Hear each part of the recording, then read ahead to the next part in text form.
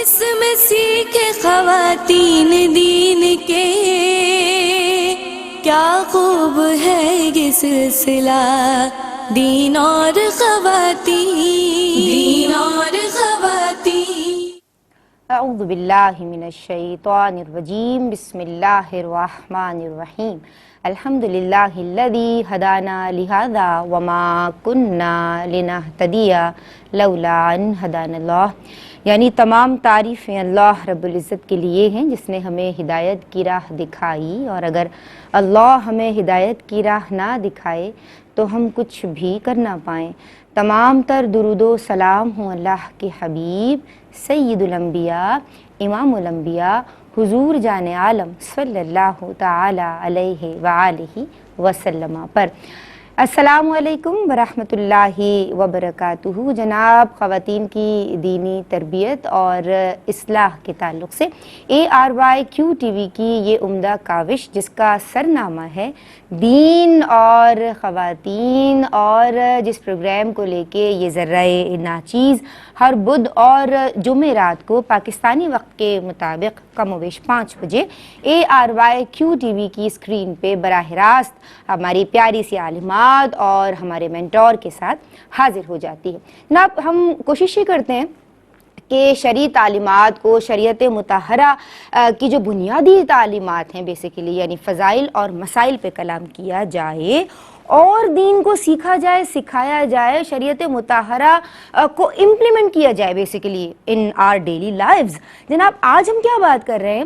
آج ہم بات کر رہے ہیں نکاح کے تعلق سے۔ اس سے قبل بھی ہم نے کچھ منتھ پہلے یہ ٹاپک ڈسکس کیا اور آج پھر کر رہے ہیں۔ اس کی وجہ یہ ہے کہ معاشرتی رویوں میں یہ دیکھا جا رہا ہے یعنی عہد حاضر میں کہ غیر ضروری رسوم اور جناب یعنی بہت زیادہ خرچے کی ہم بہتات دیکھ رہے ہیں، اور پھر ایسا ہو رہا ہے کہ لوگ زیر بار ہو رہے ہیں، اور یعنی عاقدین جو عاقل و بالغ ہیں وہ علانیہ نکاح کریں، وہ اللہ کے حبیب سید الانبیاء امام الانبیاء حضور جان عالم کی سنت جو کہ سنت موقدہ ہے عام حالات میں، اس پہ عمل کریں، لیکن اس کو آسان بنائیں۔ جناب، پہلے بھی اس پہ کلام کیا، آج پھر ہم اسی ٹاپک کے ساتھ حاضر ہیں، انشاءاللہ کل بھی اسی پہ کلام ہوگا کہ کن باتوں کو ملحوظ رکھنا چاہیے، اور یعنی کیونکہ ہم یعنی being a lady, being a mother, میں یہ سمجھتی ہوں کہ عورت معاشرہ بنانے میں اپنا بہترین کردار ادا کر سکتی ہے، basic unit of the family ہے، وہ بھی سیکھے، اور جناب پھر گھر میں یہ ڈسکشن ہو اور سب نکاح کو آسان بنائیں، کیونکہ زور دے رہی ہوتی ہے نا مرد بیچاروں پہ بھی عورتیں کہ یہ بھی کرنا ہے، وہ بھی کرنا ہے، یہ رسم وہ رسم، خدا ان رسموں سے نکلیے۔ آج ہم بات کر رہے ہیں نکاح کے احکام کے تعلق سے۔ ہمارے ساتھ ہماری پسندیدہ عالمات جو کہ عام فہم انداز میں خوبصورت گفتگو کرتی ہیں، ان دونوں کو سلام عرض کرتے ہیں، جناب عالمہ صوبیہ شاکر اور عالمہ صدف پروین۔ السلام علیکم۔ وعلیکم السلام۔ دونوں کیسی ہیں؟ الحمدللہ ماشاء اللہ۔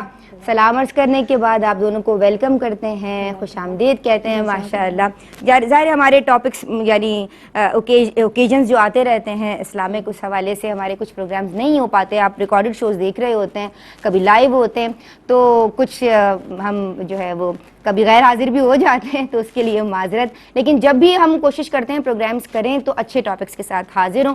میں بھی سیکھ رہی ہوں، میرے استاذ الکریم، ہمارے مینٹور ہماری رہنمائی کے لیے آن بی پر براہ راست ایز یوزول موجود ہیں، اور میں آپ کی شکر گزار ہوں، سپاس گزار ہوں کہ آپ ماشاء اللہ اپنی یعنی بہت ساری مصروفیات کے باوجود ہمارے پروگرام کا مستقل حصہ ہیں۔ السلام علیکم شیخ الحدیث استاذنا المکرم مفتی محمد احسن نوید خان نیازی دامت فیودوم۔ حضور کیسے ہیں آپ؟ وعلیکم السلام ورحمۃ اللہ وبرکاتہ، الحمدللہ رب العالمین۔ ماشاء اللہ، اللہ آپ کا سایہ ہمارے سروں پہ سلامت رکھے، اور ہماری رہنمائی فرمانے کے لیے بہت شکریہ۔ ہم آپ یعنی میرے ناظرین بھی جو مجھے میسیجز کرتے رہتے ہیں، تو میں سب کی جانب سے آپ کی شکر گزار ہوں۔ میں آپ کی سمت آؤں گی، اور عالمہ صوبیہ شاکر، مجھے یہ بتاؤ کہ قرآن و حدیث میں نکاح کی کیا فضیلت بیان ہوئی ہے؟ اعوذ باللہ من الشیطان الرجیم، بسم اللہ الرحمن الرحیم۔ دیکھیں، یہ نکاح ہونا یا جو رشتہ ازدواج میں منسلک ہونا، یہ ایک صرف معاشرتی رشتہ یا ایک تعلق نہیں ہے، بلکہ ہماری شریعت اس کو پراپر ایک عبادت جیسی حیثیت دیتی ہے۔ یہی وجہ ہے کہ اللہ تبارک و تعالیٰ نے بھی اس پر کافی زیادہ زور دیا، اور نبی کریم صلی اللہ علیہ وآلہ وسلم کی احادیث مبارکہ بھی اس جانب بہت زیادہ ہیں کہ نکاح کو کیا جانا چاہیے. جی جیسے کہ نکاح کے اباحت کا حکم سورہ نساء کے اندر موجود ہے، اللہ تبارک و تعالیٰ نے وہاں اباحت کا ذکر فرمایا. پھر اسی طرح سورہ نور میں اللہ تبارک و تعالیٰ نے جو بے نکاح افراد ہیں ان کے اولیاء کو فرمایا کہ ان کا نکاح کروا دیا جائے. جی اور پھر یہ نکاح کر لینا جو ہے یہ آخرت کی کامیابی کا بھی ایک ذریعہ ہے. جیسے کہ سورہ مومنون میں اللہ تعالیٰ نے جہاں فلاح پانے والے یعنی کامیاب ہو جانے والے مومنین کی صفات کو ذکر فرمایا ہے، وہیں اللہ تبارک و تعالیٰ نے ان لوگوں کا بھی ذکر فرمایا ہے. اللہ تعالیٰ فرماتا ہے کہ اور وہ لوگ جو کہ اپنی ستر کی حفاظت کرنے والے ہیں اور اپنے وہ ستر کا جو استعمال ہے وہ صرف اپنی ازواج یا باندیوں شرعی باندیوں کے ساتھ کرتے ہیں، یعنی وہ ان کے ذریعے سے اپنی نسل کی حفاظت کرتے ہیں اور پاکیزہ نسل حاصل کرتے ہیں. اللہ تعالیٰ نے ان کو بھی کامیاب لوگوں میں شامل فرمایا. اسی طرح سے احادیث مبارکہ کو اگر ہم دیکھیں تو نبی کریم علیہ الصلوۃ والسلام نے اسے اپنی سنت قرار دیا ہے اور فرمایا ہے کہ جو میری اطاعت کرنا چاہے اسے چاہیے کہ میری سنت پر عمل کرے، اور نکاح میری سنتوں میں سے ایک سنت ہے. اسی طرح سرکار علیہ السلام نے فرمایا جو یہ چاہے کہ اللہ تبارک و تعالیٰ سے راضی ہو، اس سے رضا کی حالت میں ملے، تو اسے چاہیے کہ وہ آزاد عورت سے نکاح کرے. اسی طرح نبی کریم علیہ السلام نے فرمایا کہ جب انسان نکاح کرتا ہے تو شیطان افسوس کا اظہار کرتا ہے اور کہتا ہے کہ ہائے اس نے اپنے دین کا 2/3 یعنی 2/3 جو ہے وہ مجھ سے محفوظ کر لیا. اور اسی طرح نبی کریم علیہ السلام کی ایک اور حدیث بھی ہے کہ سرکار علیہ الصلوۃ والسلام بیان فرماتے ہیں کہ جس نے نکاح کیا اس نے اپنے آدھے دین کو محفوظ کر لیا اور آدھے کے سلسلے میں اللہ عز و جل سے وہ ڈرتا رہے. تو اس سے ہمیں معلوم ہوتا ہے کہ نکاح ایک امپورٹنٹ چیز ہے. آج کل انفارچونیٹلی ہماری سوسائٹی میں اس طرح کی چیزیں بھی عام ہوتی جا رہی ہیں جو بغیر نکاح کے معاذ اللہ ساتھ رہنا اور اس طرح کے معاملات، تو یہ کوئی بھی شرعی طریقہ نہیں ہے اور نہ اس میں کسی معاشرے کی بقا ہے. اللہ تبارک و تعالیٰ نے ہمیں جو نظام عطا فرمایا ہے ہمیں چاہیے کہ ہم اسی کو فالو کریں. اور نکاح ایک انسان کی فطری ضرورت بھی ہے، معاشرتی ضرورت بھی ہے، نفسیاتی تقاضوں کے اور نفسانی تقاضوں کی تکمیل کا بھی ذریعہ ہے. لہٰذا ہمیں شریعت کو فالو کرتے ہوئے نکاح کی طرف ہی مائل ہونا چاہیے. سبحان اللہ، ماشاء اللہ. جناب آج ہم بات کر رہے ہیں نکاح کے احکام کے تعلق سے. نکاح جو کہ ایک اگریمنٹ ہے، عقد ہے، بیعہ ہے، شادی ہے، عاقدین کا ایجاب و قبول کرنا ہے گواہوں کی موجودگی میں، یعنی ایک آفر دیتا ہے اور دوسرا اس کو ایکسیپٹ کرتا ہے، اور زبانی جو ہے وہ یہ عمل کیا جاتا ہے. یعنی پیپر ورک بھی ہوتا ہے لیکن شریعت جو ہے وہ زبانی نکاح کے حوالے سے ہماری رہنمائی کرتی ہے. اور یہ بھی کیا جا سکتا ہے، میں مفتی صاحب سے یہ سوال بھی شامل انشاءاللہ کر لوں گی. میں آپ کی سمت آتی ہوں، نکاح کی ضرورت اور اہمیت کے تعلق سے کلام کیجیے. اعوذ باللہ من الشیطان الرجیم، بسم اللہ الرحمن الرحیم. نبی کریم صلی اللہ علیہ وسلم کی حدیث مبارکہ ہے کہ النکاح من سنتی فمن رغب عن سنتی فلیس منی، کہ نکاح میری سنت میں سے ہے، جو اس سے بے رغبت ہوا، اس نے اعراض کیا تو وہ مجھ سے نہیں ہے. اس حدیث مبارکہ کا شان ورود یہ ہے، بخاری کی حدیث ہے کہ ایک مرتبہ نبی کریم صلی اللہ علیہ وسلم کے کاشانہ اقدس پر 3 صحابہ کرام تشریف لائے اس غرض سے کہ آپ صلی اللہ علیہ وسلم کا جو خانگی عمل ہے وہ دریافت کریں. ایک زوجہ محترمہ کی بارگاہ میں حاضر ہوئے.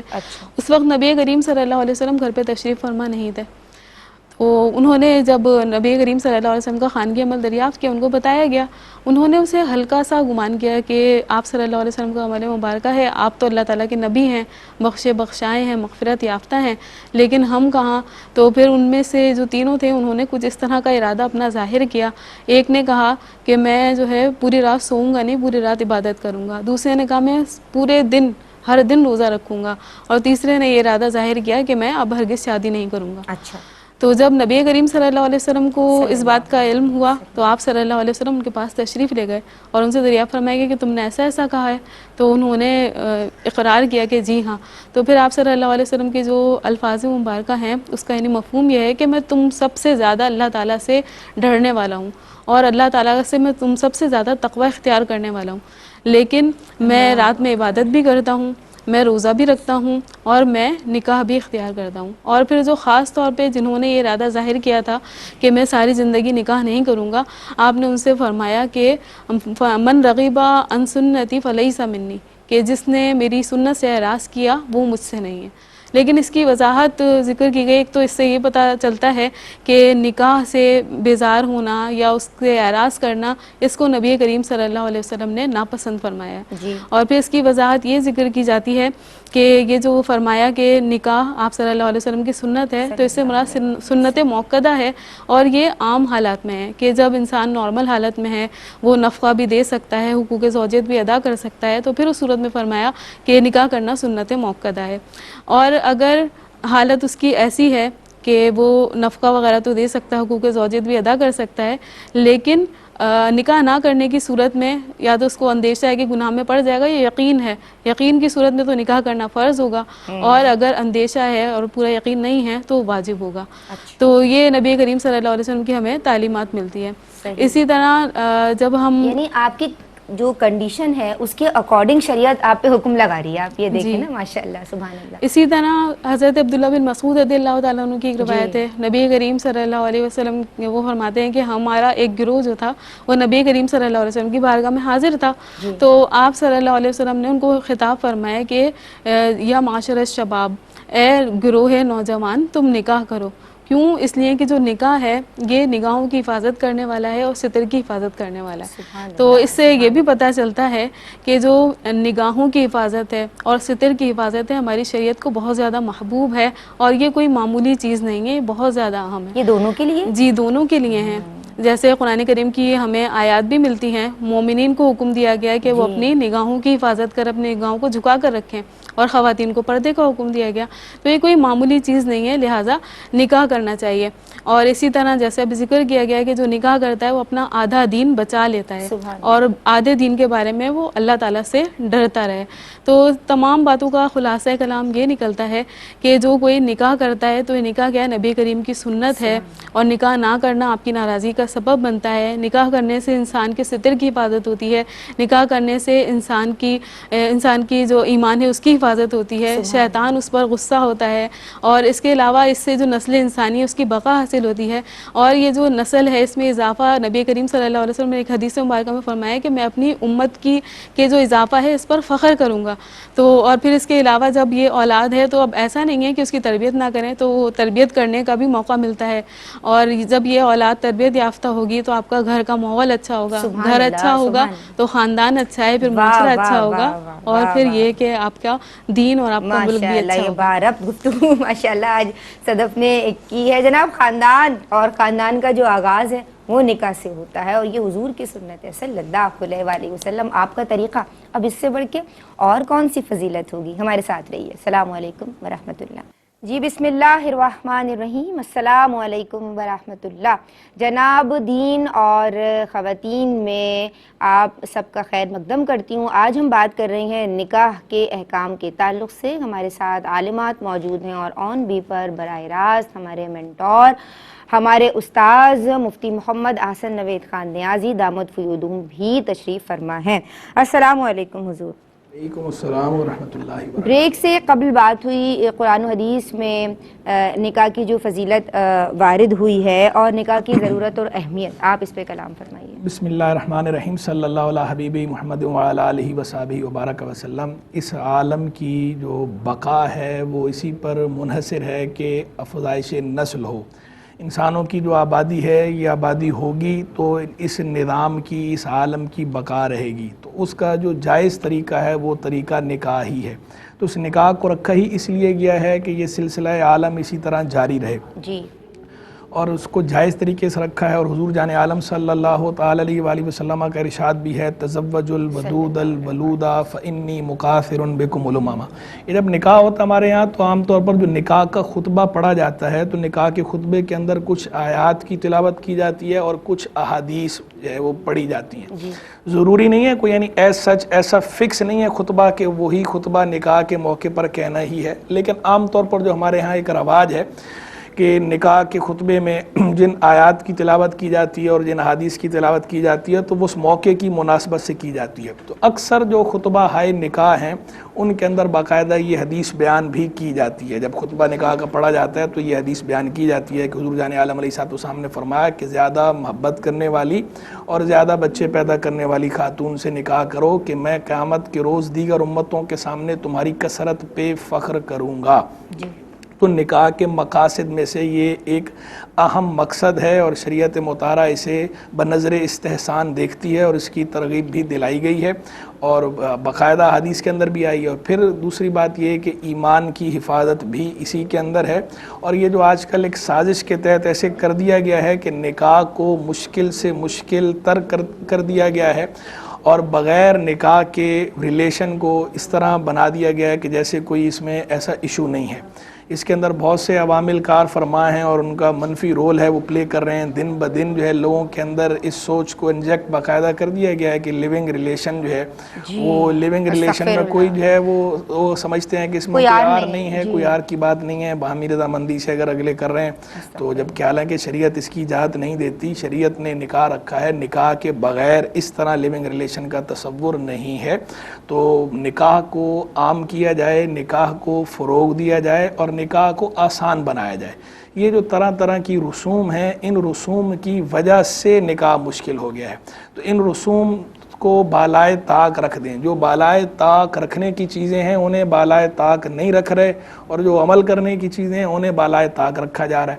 تو ان رسوم سے اپنا پیچھا چھڑا لیں گے تو یہ جو نکاح میں جو پیچیدگیاں ہیں, جو رکاوٹیں ہیں, یہ رکاوٹیں دور ہو جائیں گی اور معاشرہ یہ جو جس طرح بے حیائی کی ڈگر پہ جا رہا ہے اس کے آگے بھی ایک بند جائے گا.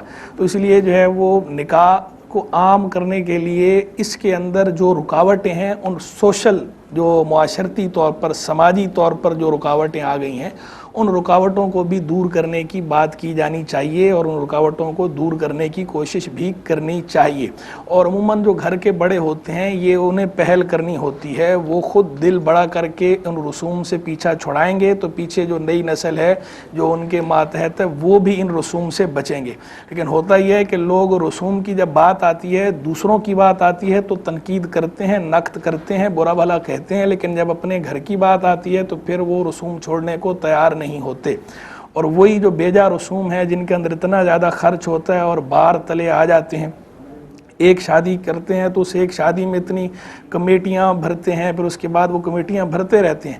ایک شادی جو اتنی مہنگی پڑ جاتی ہے کہ اس کے بعد 2-3 سال تک تو جو ایک مڈل کلاس کا بندہ ہے, چاہے وہ اپر مڈل کلاس ہی کیوں نہ ہو, وہ 2-3 سال تک تو کوئی اور بڑا کام کرنے کی پوزیشن میں ہی نہیں رہتا. اتنے زیادہ جو ہے اس کے اوپر اخراجات ہو جاتے ہیں, اتنے خرچے ہو جاتے ہیں اور وہ خرچے کوئی شریعت نے آپ پہ نہیں رکھے. وہی اگر سادہ انداز میں اور مناسب اور معقول انداز میں کیا جاتا تو ایسے کوئی خرابی لازم نہ آتی, نہ اس کے بعد پیچیدگیاں ہوتی, نہ اس کے بعد کی آپ کی جو زندگی ہے وہ متاثر ہونی ہے, نہ اس وقت جو ہے.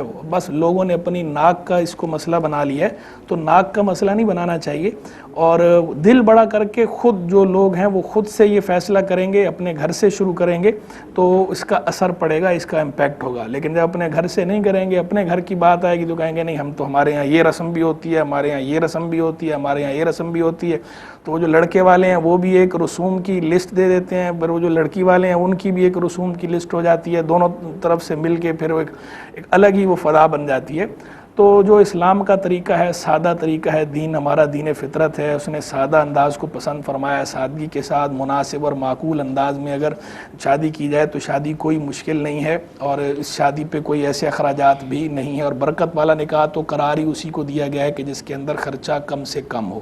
تو کم سے کم خرچہ ہونا چاہیے اور فضول خرچی سے بچنا چاہیے, اسراف سے بچنا چاہیے, اللہ تبارک و تعالیٰ کی نافرمانی سے بچنا چاہیے. ہر معاملے میں اللہ کی رضا کو ملحوظ رکھنا چاہیے. سبحان اللہ, ماشاء اللہ. جناب میں آپ کی سمجھاؤں گی اور حضور نے جن اسپیکٹس پہ کلام فرمایا ہے ماشاء اللہ بہت ہی مدلل طریقے سے, ان پہ ناظرین ہم سب کو سمجھنے کی اور غور کرنے کی ضرورت ہے. آپ کیا فرمائیں گی؟ میں آپ کی سمجھاؤں گی. نکاح کے مقاصد پہ کلام کیجیے. तमाम ही जवाबात में ज़िम्नन कुछ न कुछ मकासद तो बयान हो गए, लेकिन निकाह के मकासद जो ख़ास तौर इसीलिए पर मैंने अगर इसको इससे जोड़ा है औरत ना। के बहुत आपने प्यारी गुफ्तगू जी बिल्कुल, औरत के अगर तहफ़्फ़ुज़ के एतबार से देखा जाए तो निकाह में ही औरत का बेहतरीन तहफ़्फ़ुज़ है। इसी तरह से जो फाइनेंशियल उसके मसाइल होते हैं वो हल हो जाते हैं, क्योंकि नान नफ़क़ा शौहर की ज़िम्मेदारी बन जाता है। इसी तरह से एक औरत जो है वो भी अपने मुआशरती और जो उसकी दीगर अक़दार होती हैं वो अपनी नस्लों में मुंतकिल करती है, क्योंकि वो माँ होती है और तरबियत की ज़िम्मेदारी उसकी होती है। लेकिन इन तमाम चीज़ों के साथ हम कहें कि ये ज़िमनी या ज़ेली मकासिद निकाह हैं। अगर हम शरीयत मुतहरा को देखें तो अल्लाह तबारक व तआला ने कुरान करीम में फरमाया अर्रिजालु क़व्वामूना अलन निसा। फिर आगे अल्लाह ताला ने इन कव्वाम के लिए क्या फरमाया कि अल्लाह ताला फरमाता है कि क़ू अनफुसकुम व अहलीकुम नारा। फिर नबी करीम अलैहिस्सलाम फरमाते हैं कि कुल्लुकुम राइन व कुल्लुकुम मसऊलुन अन रइयतिही। इसका मतलब यह है कि जब निकाह किया जाएगा तो एक ख़ानदान होगा, एक जो बेसिक यूनिट होगा सोसाइटी का वो तश्कील पाएगा। लिहाजा मर्द को यहाँ पर सरबराह की हैसियत हासिल है कि वो शरीयत का निफाज करे, उस सिलसिले में वो शरीयत की तालीमात में तरीक़ाकारी होगा, पहले ख़ुद सीखे और अमली नमूना पेश करे और उसके ज़रिए से बच्चों की तरबियत करे। और इस तरह से जब मामला होगा कि जब ज़ौजैन बहम अच्छे अंदाज से रहेंगे और जब उनको एज आ सरपरस्त जब मर्द अपनी ज़िम्मेदारियों को पूरा करेगा तो कोई इसमें दुश्वारी और मुश्किल चीज़ है ही नहीं कि नई आने वाली नस्ल जो है वो इस्लाम से खाली हो या सिर्फ नाम की ही मुसलमान हो, बल्कि बच्चे अच्छे अंदाज से जो है वो इस्लाम को सीखेंगे भी। प्रैक्टिकल उन्होंने देखा है तो उन्हें भी प्रैक्टिकल करने में दुश्वारी पेश नहीं आएगी। लिहाजा निकाह करने का एक बेसिक मकसद ये है कि एक अच्छा घर हो और उस अच्छे घर की वजह से एक अच्छे मुआशरे की बुनियाद पड़े। सुभान अल्लाह, माशाल्लाह, खुश रहिए, सलामत रहिए।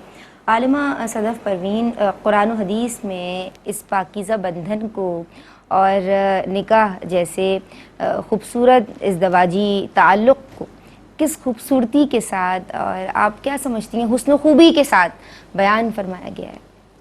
देखिए, असल तो हमारा जो दीन है, दीन फ़ितरत है और अल्लाह तबारक व तआला हकीम है। उसने जो मखलूक़ात पैदा फरमाई है उनकी ज़रूरियात क्या हैं अल्लाह तबारक व तआला उन्हें जानता है। पूरा का पूरा जो इस्लामिक लिटरेचर है अगर उसके अंदर देखा जाए यज़दवाजी मामलात को, निकाह के मामलात को, तो बड़ी ही खूबसूरती के साथ बयान किया गया है। मैं एक आयत पेश करती हूँ, जैसे अल्लाह ताला ने फरमाया हुन्ना लिबासुल लकुम व अंतुम लिबासुल लहुम, वो तुम्हारे लिबास हैं और तुम उनके लिबास हो। और जो लिबास है वो किस काम आता है? जब हम देखते हैं मौसम के जो शदीद तरीन हालात होते हैं, सख्त गर्मी है, सख्त सर्दी है, वो उससे हमारी हिफाजत करता है। और अगर इसी तरह देखा जाए, अगर औरतों को तशबीह दी गई कि वो मर्दों के लिबास है और जो मर्द हैं वो औरतों के लिबास है, तो इसका मतलब क्या है कि जो हालात की सर्दी और गर्मी आती है तो ज़ौजैन आपस में एक दूसरे का डिफेंस करते हैं, एक दूसरे को तहफ़्फ़ुज़ फराहम करते हैं। इसी तरह सितर की हिफाजत इससे होती है। अभी जैसे इस पर बहुत ज़्यादा तफसील से कलाम हो चुका है तो इसको खूबसूरती से बयान किया गया। इसी तरह अल्लाह ताला ने एक और मकाम पे फरमाया कि अल्लाह ताला ने पानी से बशर को पैदा फरमाया और उसके लिए नसब और सहर यानी ससुराली रिश्तेदार पैदा फरमाए, कायम फरमाए, ससुराली रिश्ते कायम फरमाए। तो ये इस्लाम की खूबसूरती है कि जब ये इज़्दिवाज का ताल्लुक़ कायम होता है तो दो ख़ानदान आपस में मिलते हैं और जो औलाद होती है उसे अपने वालिदैन की मोहब्बत, शफ़क़त और उनकी तरबियत के साए में रहना नसीब होता है।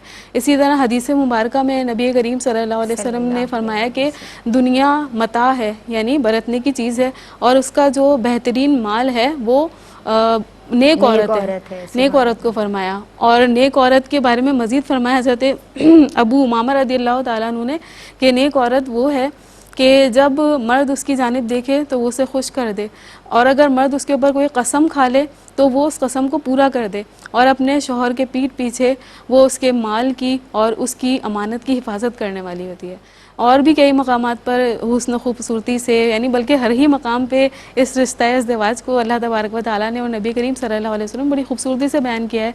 और बहुत सारे मकामात हैं जिसके लिए इस प्रोग्राम में भी गुंजाइश नहीं है, लेकिन बहुत सारे मकामात पे इंशाअल्लाह इसे मज़ीद बयान किया जाएगा इंशाअल्लाह। इंशाअल्लाह मैं आपकी समता होंगी हुजूर। और इस पाकीज़ा बंधन के हवाले से ये जो हुस्न खूबी के साथ कुरान मजीद में इसका यानी ज़िक्र किया गया है, आप क्या फरमाएंगे? अच्छा, एक कॉलर भी मैं शामिल कर रही हूँ। अस्सलाम वालेकुम। अस्सलाम वालेकुम। ये लाइन ड्रॉप हो गई है जी हुजूर। کا جو ہے وہ جس رشتے کو نبھانے کے لیے دونوں طرف سے ہی کچھ کمپرومائز کرنا ضروری ہوتا ہے. کچھ کمپرومائز جو ہے وہ دونوں پارٹنر تھوڑا تھوڑا کمپرومائز کرتے ہیں. اگر دونوں ہی یہ چاہیں کہ بالکل ہم جو ہے وہ جو بیسٹ ہے وہ ہمارے ساتھ ہو, ہم خود جو ہے بیسٹ کریں نہ کریں لیکن ہمارے ساتھ جو معاملہ ہے وہ بیسٹ ہو. تو دیکھیں یہ دنیا ہے, یہ عام انسانوں کی دنیا ہے, تو اس کے اندر ہمیشہ جو ہے وہ آئیڈیالسٹ بندے کو نہیں ہونا چاہیے کہ ہمیشہ کوئی آئیڈیالسٹک بات ہو. بعض اوقات جو ہے وہ ریئلسٹک اپروچ ہونا بھی ضروری ہوتی ہے. میرے خیال میں کال ہے. جی حضور, السلام علیکم. جی کالر ہمارے ساتھ ہیں. السلام علیکم. وعلیکم السلام. جی بہن کیا نام ہے, کیا سوال کرنا چاہتی ہیں؟ خوش آمدید.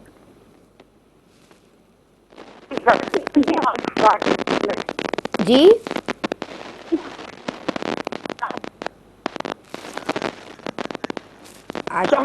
اچھا ٹھیک ہے, آپ کا سوال مجھے بتا دیا جائے گا. اس وقت میں ایک بریک شامل کر رہی ہوں, اپنے لبوں کو درود پاک سے تر رکھیں. جی جناب, بسم اللہ الرحمن الرحیم. السلام علیکم ورحمۃ اللہ. کالر ہمارے ساتھ ہیں, ہولڈ پہ ہیں, شامل کر رہی ہوں. السلام علیکم. وعلیکم السلام. جی کیا نام ہے میری پیاری بہن؟ میرا نام شہزادی ہے. شہزادی آپ کو ویلکم کرتی ہوں. شہزادی کیا سوال کرنا چاہتی ہو؟ میرا سوال ہے کہ میرے بھائی کی ایک لڑکی کے ساتھ شادی اس نے کیا, نکاح کیا اپنی مرضی کے ساتھ. لڑکی لڑکے دونوں کا مرضی کے ساتھ شریعتی بھی نکاح ہوا ہے, پھر عدالتی بھی نکاح ہوا ہے. ٹھیک ہے, صحیح. اس کے بعد یعنی کہ اسی دن رات کو لڑکی واپس چلی گئی اپنے گھر والوں کے پاس. ہاں اسی دن رات کو, یعنی گھر والے لے گئے تھے. اچھا. اور اس بنیاد پہ لے کے گئے تھے کہ بیچارے رخصت کر کے آپ کو عزت کے ساتھ دے دیں گے, یعنی لڑکی لڑکے نے بھاگ کے شادی کی تھی نا. اچھا ٹھیک ہے. اس کے بعد کم از کم 25 دن گزرے تو ان لوگوں نے نا خلع کی ڈگری لے لی ہے, یعنی کہ جس میں سب کچھ جھوٹ لکھا ہوا ہے. بالکل ڈگری میں ایک لفظ بھی سچا نہیں لکھا ہوا. اوکے صحیح. اس کے بعد کیا ہوا کہ اب ان لوگوں نے شادی کر دی ہے اور میرے بھائی نے فیصلہ نہیں دیا اپنی زبان کے ساتھ. ٹھیک ہے, بہت شکریہ. بھائی نے اپنی زبان سے ان کو جانے کی پرمیشن نہیں دی, طلاق بھی نہیں دی, تو خلا ہو گئی یا نہیں ہوئی, آپ کا سوال شامل کیا جائے گا. جی مفتی صاحب میں آپ کی سمجھ آ رہی ہوں. انہوں نے جو بریک سے قبل یہ کالر کا سوال لے لوں یا آپ اس پہ کامنٹ لے لوں؟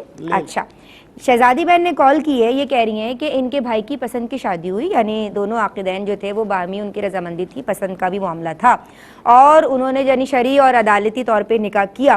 اسی دن لڑکی والے جو ہیں وہ اپنی بیٹی واپس لے گئے اس شرط پہ کہ بھئی ہم باقاعدہ رخصت کریں گے پراپر وے میں, اور اس کو گھر لے گئے. گھر لے جانے کے بعد جو ہے وہ 25 دن تک اس کو رکھا ہے, اور اب وہ کوئی پیپر وغیرہ خلا کے معاملات بھی انہوں نے کر لیے, اور لڑکا جو ہے وہ راضی بھی نہیں ہے, اور اس نے جو ہے وہ اتنا طلاق دی ہے, نہ وہ کہہ رہا ہے کہ میں راضی ہوں, نہ خلا دی ہے. تو اب کیا معاملہ ہوگا؟ دیکھیں خلا کی جہاں تک بات ہے تو خلا چونکہ ہمارے یہاں طلاق بائن ہوتا ہے, تو خلا اس کا اختیار جو ہے وہ شوہر کو ہی ہے, شوہر ہی خلا دے سکتا ہے. کیونکہ جب یہ طلاق ہے, اور طلاق کے بارے میں تو تصریح ہے قرآن مجید فرقان حمید میں کہ بیدہ عقدۃ النکاح, مرد کے ہاتھ میں نکاح کی گرہ ہے, یعنی مرد وہ گرہ کھولے گا تو کھلے گی, ادروائز نہیں کھلے گی. طلاق کا اختیار, طلاق کا حق صرف اور صرف شوہر کو حاصل ہوتا ہے, کسی اور کو طلاق کا حق حاصل نہیں ہے. تو خلا بھی چونکہ طلاق ہی ہے, تو جب تک شوہر زبان سے نہ کہے یا جو ہے وہ لکھ کر نہ دے, یا لکھے ہوئے پر رضامندی سے سائن نہ کر دے, یعنی اقرار شرعی کے بغیر, تو اس وقت تک یہ خلا نہیں ہوتا. اب یہ جو کورٹ کے اندر خلا ہوتا ہے, اس کے بارے میں پہلے بھی ہم کئی دفعہ بتا چکے ہیں کہ بعض اوقات ایسا ہوتا ہے کہ شوہر آتا ہے اور شوہر جو ہے وہ رضامندی کا اظہار کرتا ہے, زبان سے کہہ دیتا ہے یا سائن کر دیتا ہے, تو ایسی صورت میں تو خلا ہو جاتا ہے. جی. لیکن وہ صورت جس میں شوہر نہیں آتا, اور اکثر اس طرح کرتے ہیں لوگ, وکیلوں کے ساتھ مل کر ایسے کر لیتے ہیں کہ سمن بھیجے جاتے ہیں, وہ سمن راستے سے غائب کروا دیتے ہیں, یعنی پراپر ایڈریس پہ بھیجتے نہیں ہیں تاکہ اسے جو ہے وہ پتہ ہی نہ چلے. اچھا. اور بعض اوقات ایسا ہوتا ہے کہ پتہ چلتا لیکن شوہر کہہ رہا ہوتا ہے میں نہیں آ رہا, تو وہ آتا نہیں ہے. تو 3 پیشیاں, اکثر ایسا ہوتا ہے 3 پیشیوں کے بعد جو ہے وہ ڈگری جاری کر دی جاتی ہے. کبھی نہیں بھی کرتے, اس کے بعد بھی چلا لیتے ہیں, لیکن زیادہ تر یہ ہوتا ہے 3 پیشیوں کے بعد ڈگری جاری کر دیتے ہیں. تو یہ جو خلا کی یک طرفہ ڈگری ہوتی ہے, جس کے اندر شوہر نے خلا کے پیپر پہ سائن نہیں کیے, یا شوہر نے خلا کے الفاظ نہیں کہے یا نہیں لکھے, تو اس سے خلا نہیں ہوتا. اچھا. تو اگر یہ ہوا ہے ان کے کیس میں بھی تو خلا نہیں ہوا. اب آ جائیں ایک دوسری صورت ہے فسخ نکاح کی. فسخ نکاح کا مطلب یہ ہوتا ہے نکاح ختم کرنا طلاق کے بغیر. تو فسخ نکاح کی کچھ صورتیں ہیں جن کے اندر قاضی کو اس بات کی اجازت ہوتی ہے, حاکم کی طرف سے جو مقرر ہوتا ہے قاضی, وہ نکاح فسخ کر سکتا ہے. وہ طلاق نہیں ہوتی لیکن وہ فسخ ہوتا ہے نکاح کا. تو خلا جو ہے یہ تو طلاق ہے, خلا نہیں. خلا کے علاوہ ویسے فسخ نکاح قاضی کر سکتا ہے یا نہیں کر سکتا, تو بعض مخصوص صورتیں ہیں ان کے اندر مخصوص شروط کے ساتھ قاضی کو فسخ نکاح کی اجازت ہوتی ہے. تو وہ شروط بھی دیکھی جاتی ہیں کہ وہ شروط پائی جا رہی ہیں نہیں پائی جا رہی ہیں, اور یہ فسخ نکاح کی جوازی صورت بنتی ہے نہیں بنتی, یہ سارا جو ہے وہ کیس ٹو کیس ویری کرتا ہے. اور عام طور پر جو کورٹس کے اندر اس طرح ہوتا ہے اس کے اندر فسخ نکاح کو بھی وہ لوگ خلا سے تعبیر کر رہے ہوتے ہیں, تو وہ خلا نہیں ہوتا, فسخ نکاح ہوتا ہے. لیکن اس کے اندر سب کیسز میں اس چیز کا لحاظ رکھا جائے کہ یہ واقعی جوازی صورت ہے, فسخ نکاح والی بن ہی رہی ہے اور اس کی شرطیں بھی پائی جا رہی ہیں. تو یہ سارے ملوث نہیں رکھتے, نہ سب کو اتنا علم ہوتا ہے, کیونکہ یہ تو دین کی باریکی ہے نا, شریعت کی باریکی کا معلوم ہونا بھی ضروری ہوتا ہے. بغیر اس کے اس طرح کا جو فیصلہ ہوتا ہے وہ نافذ العمل نہیں ہوتا.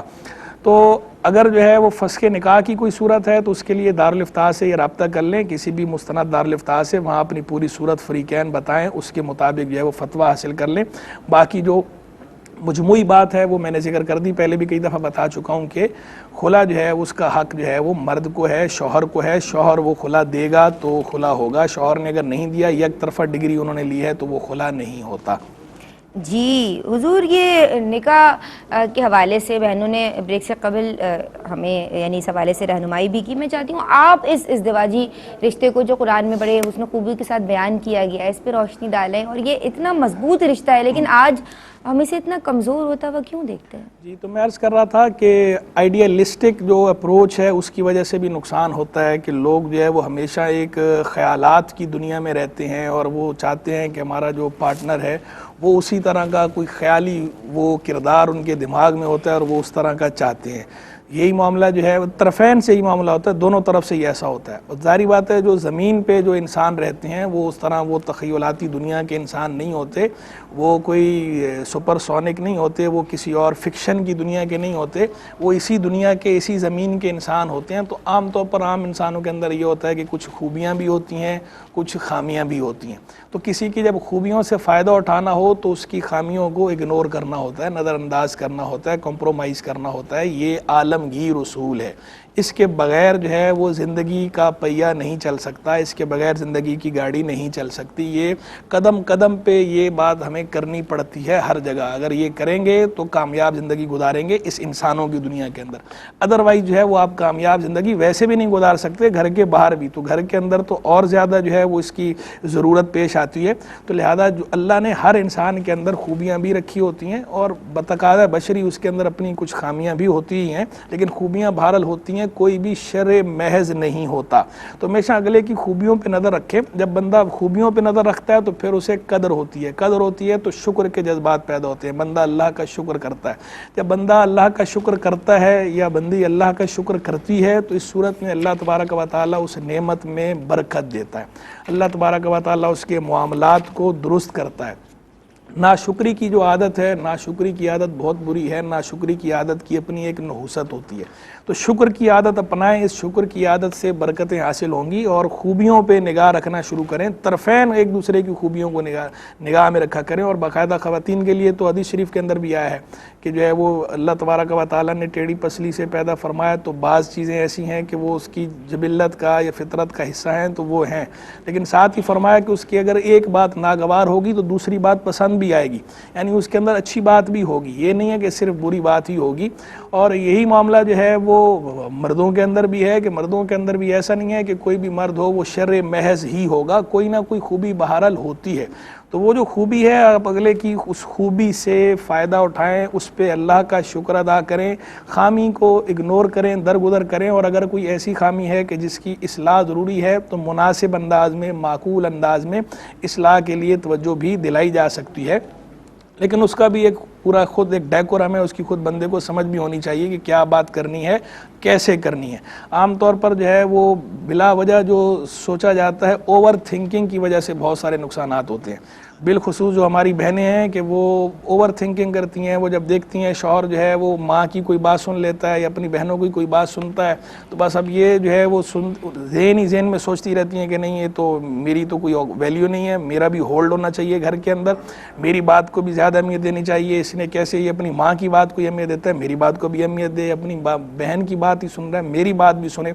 اب وہ اس کو اپنی ماں سے ڈسکس کرتی ہے, اپنی دیگر سہیلیوں سے ڈسکس کرتی ہے, پھر جو ماں ہے وہ بھی عام طور پر سمجھانے کی بجائے وہ بھی اور بھڑکاوا دیتی ہے اس بات کو, اس کو بھڑکاتی ہے, کہتی ہے ہاں ہاں تم یہ کرو, تم ایسے کرو, ایسے کرو, یہ بولو.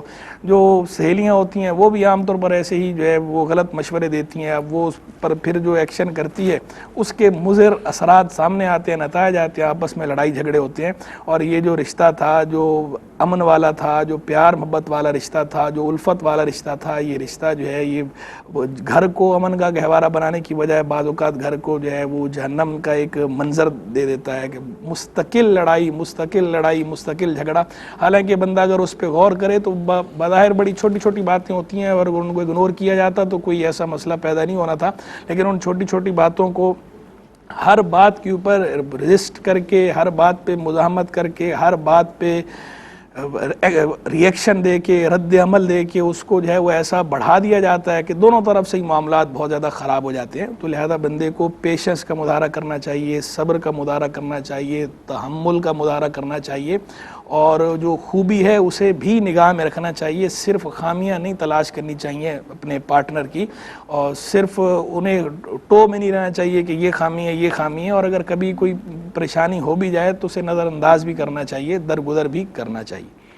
جی بہت شکریہ صاحب آپ کا. آخر میں چاہتی ہوں کہ کوئی کالر کا سوال اگر آپ کے ذہن میں ہے تو وہ شامل کر لیں یا پھر میسج دے دیجئے. پیغام لے لیجئے. ٹھیک ہے جی, عالمات میں آپ کی سمتا ہوں, پیغام شامل کریں گے پروگرام میں. دیکھیں ابھی بہت خوبصورتی سے اس بات پہ کلام ہوا کہ گھر کو کس طرح سے رکھا جائے. اس میں ہم یہ تو کرتے ہیں کہ میرا حق میرا حق میرا حق, ایک بار ہم یہ بھی سوچ لیں میرا فرض, اور سامنے والے کو ہماری کس چیز سے اذیت ہوگی یہ ہم پہلے سے ہی سوچ کر اس چیز سے رک جائیں تو اور زیادہ بہتری گھر کے ماحول میں آ سکتی ہے. یعنی یہ جو نکاح ہے, یہ جو عقد ہے, اس سے دونوں پہ یعنی طرفین پہ ایک دوسرے کے حقوق لازم ہوتے ہیں. تو صرف ایک ہی کو اپنے جو ہے وہ حقوق یاد نہیں رکھنے, بلکہ جو آپ کے حقوق ہیں وہ دوسرے یعنی وہ دوسرے پر ہیں, لیکن دوسرے کے جو حقوق ہیں وہ آپ پہ بھی ہیں جو کہ آپ کی ذمہ داری بنتے ہیں. ایسا ہی ہے؟ بالکل ایسا ہی ہے. جب ہم یعنی خواتین جب شوہر کی جانب سے احسانات جو چیزیں ہوتی ہیں انہیں اپنا حق سمجھ کے اور مطالبہ وہ تو آ کے آپ کو کرنا ہی تھا, اور جب جو ہے شوہر ہوتا ہے اس کا جو حق ہوتا ہے اس کو وہ احسان سمجھ کے کر رہی ہوتی ہیں. تو یہ خیر تعلیم کی بھی ضرورت ہے, لیکن بہرحال ہم سوچیں اچھا دونوں طرف سے یہ معاملہ جی بالکل, سامنے سے کوئی ہمارے ساتھ کچھ اس طرح کرے ہمیں کیسا لگے گا, تو پھر ہم بھی کسی کے ساتھ نہ کریں, تو اس سے بھی بہت حد تک جو معاملات ہیں وہ صحیح ہو سکتے ہیں. جی عالمہ صدف پروین. یہی پیغام دینا چاہوں گی کہ اسلام میں پورے داخل ہو جائیں. ویسے تو میں بہت چھوٹی سی ہوں لیکن جو ہے ماشاءاللہ بہت اچھا بولتی ہیں. کیا پیغام دیں گے؟ اسلام جو ہے ایک قلعہ ہے, جو اس میں آ جائے گا وہ مامون ہو جائے گا, امن اس کو حاصل ہو جائے گا. تو لہٰذا پورے داخل ہو جائیں. یہ نہ ہو کہ خوشی میں کچھ اور رنگ ہو اور غمی میں کچھ اور رنگ ہو. خوشی میں غم میں اللہ تعالیٰ کو یاد کریں, اللہ تبارک و تعالیٰ کی اور یاد خوشی میں رکھنا, بولیں کہ بس دنیا کے ساتھ بھی تو چلنا ہے, یہ بھی تو کرنا ہے. دنیا دکھاوا جو ہے وہ تو الگ ہی یعنی معاملہ, جب وہ شرعی حدود کو کراس کر کے اگر آپ وہ کر رہے ہیں تو ظاہر سی بات ہے کہ اس کی تو تائید نہیں کی جائے گی. تو جو شریعت کے حدود میں رہتے ہوئے جائز رسومات ہیں ان کو بھی اختیار کیا جا سکتا ہے, لیکن شریعت کی پابندی کریں, اسلام میں پورے داخل ہو جائیں. ماشاءاللہ اسلام میں پورے داخل ہو جائیں. میں بہت شکریہ ادا کرنا چاہتی ہوں دونوں عالمات آپ کا. مفتی صاحب میں آپ کی بہت شکر گزار ہوں. ناظرین آپ لوگوں کا بہت شکریہ. اسلام میں پورے داخل ہو جائیے, غیر شرعی رسوم سے, غیر ضروری رسوم سے بچیے. بہترین اور برکت والا نکاح وہ ہے جس میں خرچ کم اور مشقت بھی کم ہو. اللہ تبارک و تعالی ہمارے سب کے آشیانوں کو سلامت رکھے. السلام علیکم ورحمۃ اللہ. بہرے نصاب دیکھیے آقا کے فرامی, اوج کمال پر ہے وہ تابندہ مضامین. احکام اس میں سیکھے خواتین دین کے, کیا خوب ہے یہ سلسلہ دین اور خواتین.